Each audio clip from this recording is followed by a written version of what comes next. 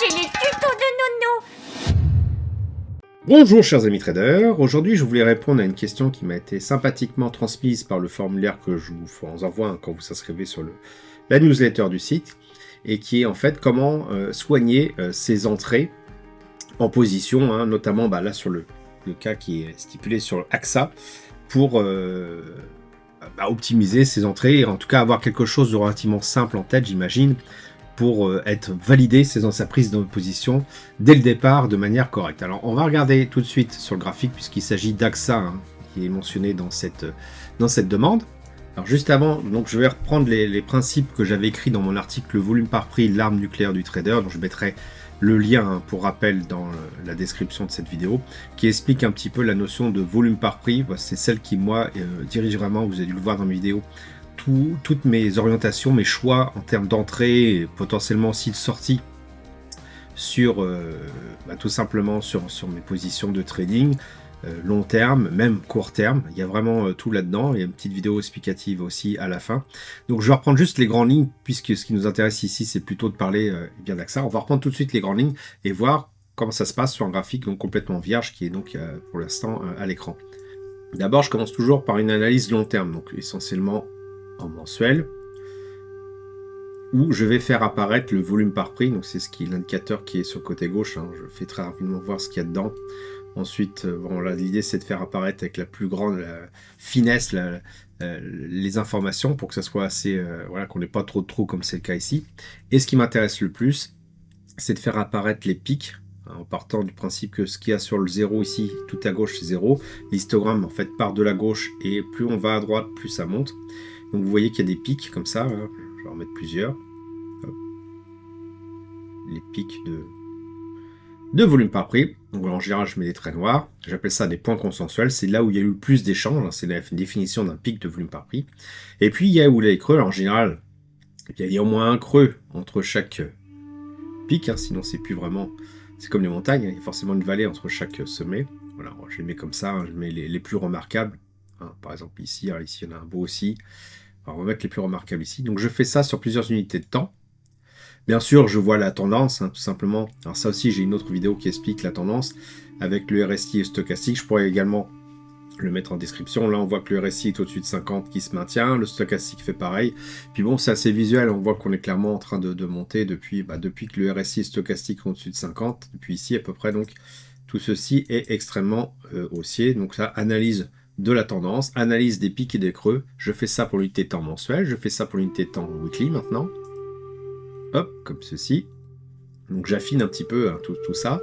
Je vois aussi qu'il y a des pics, hop, qui apparaissent ici. Là, on a le même que l'unité de temps supérieure. Des creux qui apparaissent ici. On a aussi ici. J'affine en fait au fur et à mesure jusqu'à ce que j'atteigne mon unité de temps d'intervention. Là, je suis en journalier. Donc ça, c'est certainement un reliquat d'un truc que j'ai dû faire avant. Je suis en journalier. Pareil, je vois des pics et des creux. Eh bien, par rapport à la zone où je me trouve, hein, je n'ai pas amusé à faire tout le graphique, je vois clairement qu'il y a ici, hop, quelque chose, ici quelque chose. Bon, à la limite, je vais l'ajuster sur l'unité de temps supérieure. Je vois qu'il y en a encore ici. Et que les plus grands supports résistants sont là où il y a vraiment des creux de volume par prix. Ici, ici. Ici, c'est certainement celui qui est le plus intéressant. Et bon, ici, il y en a un petit, effectivement. Et il y en a un beau ici. Qui, entre les deux creux, ici, on a un pic, et encore un pic ici. Voilà. On essaie d'affiner le plus possible pour être au plus proche du prix avec l'ensemble des pics et des creux sur le graphique. Alors pourquoi je fais ça? Donc dans l'article que je vous ai fait voir juste avant, il y a une théorie qui dit, je le prouve en tout cas, moi je le considère comme étant ma théorie, mais c'est pas forcément la mienne, qui est à partir du moment où il y a le plus d'échanges sur un point consensuel ici, eh bien le prix a tendance à rester collé dessus. Et de la même manière, lorsqu'on s'éloigne d'un point consensuel, le prix a tendance à revenir dessus. C'est un petit peu ce que je vois sur les graphiques à chaque fois. Là où il y a les stagnations, c'est là où il y a les points consensuels. Et à l'inverse, lorsqu'on a des creux de volume par prix, le prix, il reste pas trop dessus. Alors là, je suis en bougie Akinashi, j'ai plutôt passé en bougie classique, ça va être un petit peu plus visuel. Le prix, il reste très peu longtemps sur les creux de volume par prix. Soit il le traverse, c'est le cas ici, soit il rebondit dessus, il est rejeté. C'est le cas par exemple ici, on a une mèche, et pouf, le prix, il repart direct vers le bas. À partir de ce moment-là, pour entrer en position de manière vraiment fine, et être en gain latent si possible dès le départ, qu'est-ce que je fais? Eh bien, je vais avoir tendance à faire en sorte de profiter du pouvoir d'attraction de mes traits noirs, les points consensuels, et du pouvoir de réjection de mes traits roses, c'est-à-dire les creux de volume par prix. C'est-à-dire qu'en gros, si je mets des petites flèches comme ça, quand le prix arrive, je vais zoomer parce que voilà, quand le prix arrive sur un creux de volume par prix, il a tendance à être repoussé et revenir sur le point consensuel. C'est pareil aussi en dessous. Là, on voit qu'on a un creux de volume par prix. Bon, là, il l'a traversé. Mais quand il repasse au-dessus, il a tendance à revenir sur le point consensuel. Concrètement, qu'est-ce que je vais faire pour être à peu près sûr quand j'entre en position, eh bien que mon prix va être en gain latent assez rapidement. Je vais éviter absolument d'acheter au-dessus d'un point consensuel, puisqu'il y a une tendance à ce que le prix revienne dessus. On a vu que c'est attractif. Donc je vais plutôt acheter en dessous d'un point consensuel, d'un trait noir, tout en achetant au-dessus d'un trait rose, au-dessus d'un trait qui a tendance à faire fuir le prix. De cette manière-là, je bénéficie de cette espèce de dynamique qui pousse le prix des traits roses vers les traits noirs. Donc je fais vraiment ça, j'apporte vraiment une attention particulière à entrer dans une position dans ces contextes-là, parce que si je ne fais pas ça, si par exemple je me mets à acheter ici en pensant que ça monte, le prix a tendance à revenir sur le point consensuel, je me retrouve en perte latente, et là je commence à sortir un petit peu, à perdre mes moyens, à sortir de mes plans, à faire n'importe quoi, alors qu'effectivement, si on prend un peu plus de recul, on voit que le prix finalement est reparti à la hausse après. Donc tout ça couplé à la tendance, là je vous l'ai mis, le rectangle ici est haussier, je vais prendre uniquement des positions dans le sens de ma tendance, c'est haussier aussi, donc je vais certainement pas, à moins de faire vraiment du scalping, mais je vais pas me mettre à vendre le creux de volume par prix qui se trouve là, en essayant de revenir vers le point consensuel. Non, je préférais plutôt orienter systématiquement des achats. Et donc, si je prends des achats, je vais prendre une entrée en position jusqu'on arrive sur quelque chose de clair, comme ici, vous avez un creux de volume par prix. Je vois que ça rebondit, donc ça veut dire clairement que le support fait son boulot. Eh bien, j'entre à ce moment-là, parce que je sais qu'au-dessus, il y a un point consensuel costaud qui a de fortes chances d'attirer mon prix, ce qui va permettre de rapprocher peut-être mon stop loss à break-even, d'avoir mes gains à zéro, ou tout simplement d'être gagnant dès le départ, ce qui va me permettre de conserver ma position.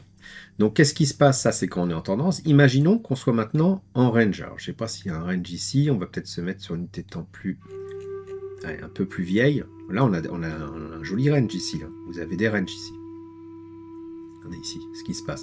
On va rester sur cette unité de temps là, sinon ça va être un petit peu trop compliqué. On a un range ici qui apparaît. Donc qu'est-ce qui se passe dans ces cas-là? On retrouve notre point consensuel ici. On voit les creux de volume par prix qui sont ici. On en a un ici que je n'ai pas dessiné qui apparaît là. Il y a un joli creux ici. Qu'est-ce qui se passe? On applique la fameuse règle. Je n'achète pas lorsque je suis au-dessus d'un point consensuel, j'achète quand je suis en dessous, et j'achète quand je suis au-dessus d'un creux de volume par prix. Donc j'achète dans toute cette zone-là. Qu'est-ce qui se passe? Le prix, il revient ici, il rebondit, hop, il est attiré naturellement vers le point consensuel. Pareil ici, on est en range, donc il n'y a pas de tendance particulière. Je suis pratiquement sur un creux de volume par prix, il y a une tendance au rejet, et bien je vais entrer pour viser un retour sur le point consensuel. Autant sur le momentum, si vous êtes plutôt sur le long terme, vous pouvez très bien vous dire, allez, j'entre en position sur un refus du volume par prix et puis je le garde pour simplement bénéficier d'une sortie d'un momentum haussier. Autant lorsqu'on est en range, moi je prends pas de risque. Lorsque j'ai pris une position par exemple ici à la vente, dès que j'arrive sur le point consensuel, un petit chouïa juste avant en général, je sors de position parce que moi je vise ce retour à l'équilibre ici, ce retour vraiment au point central.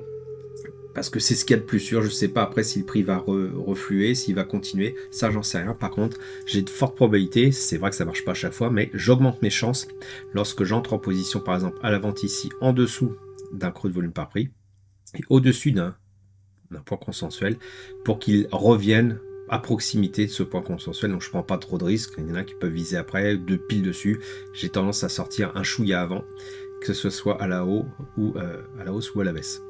Voilà comment je prends mes positions, comment je soigne mes positions à l'entrée. J'espère que cette vidéo vous a été utile. Je rajoute les liens dans la description pour que vous puissiez vous référer aux articles que j'ai mentionnés. Si vous avez apprécié cette vidéo, bien merci de laisser un pouce pour m'encourager à continuer. Abonnez-vous à la chaîne YouTube pour ne rater aucune nouvelle publication. Je vous dis merci et à bientôt sur le blog. Quand j'ai commencé le trading, ce n'était pas pour gagner des millions d'euros, me pavaner en voiture de luxe à Dubaï et vivre une vie de jet set. Bien au contraire. Mon objectif était tout autre, c'était avant tout de pouvoir être serein, pas besoin d'être millionnaire pour ça. Non, moi je voulais juste être autonome et ne dépendre de personne pour faire mes choix de vie. Ce que je voulais, c'était pouvoir aller en bord de mer, me balader dans la forêt, me réchauffer au coin du feu dans ma petite maison, sans avoir à craindre de ne pas pouvoir payer le prochain loyer. Un objectif simple, puissant et réellement atteignable à la fois. Cet objectif, je suis en train de l'atteindre. J'ai ma petite maison pas très loin de la mer, elle est payée, elle ne me coûte pas très cher en entretien. Mon activité de trading me fournit une partie de ce dont j'ai besoin pour vivre. Pour le reste, j'ai encore une activité professionnelle, mais elle me sert plus à épargner qu'à vivre. Si vous souhaitez savoir comment je m'y prends pour gagner de l'argent avec le trading, je vous invite à vous inscrire sur le blog.